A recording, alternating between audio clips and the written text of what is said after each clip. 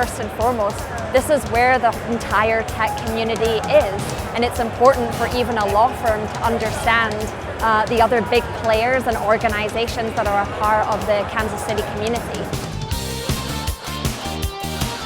It's a great opportunity for the firm, a firm like ours, to give back to the city and to help promote its economic development and really support the entrepreneurial ecosystem that has developed here in Kansas City.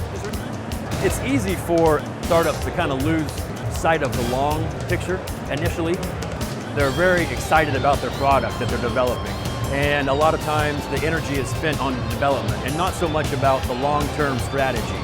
And so by coming to a firm like ours, we can help guide them along that path, particularly to protect their intellectual property, to shield their personal assets, and put them in the best position for investments on down the road.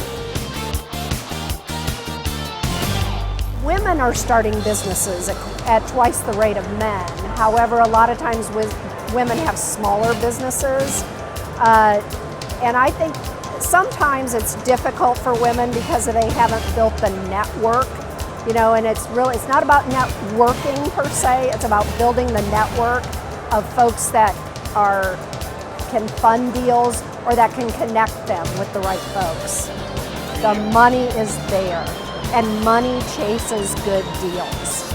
In order to raise angel funding, you need term sheets, operating agreements. A lot of times you might have a patentable intellectual property piece.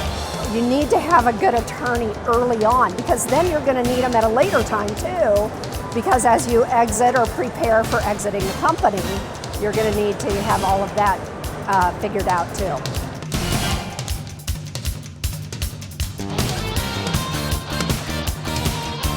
There are so many pitfalls that you can run into that you just aren't aware of. You know, we've had so many situations where you have an early investor, and you don't think about how you're going to document that relationship, and it becomes a gigantic problem when you go down the road and try to get funding at a later date from an institutional source.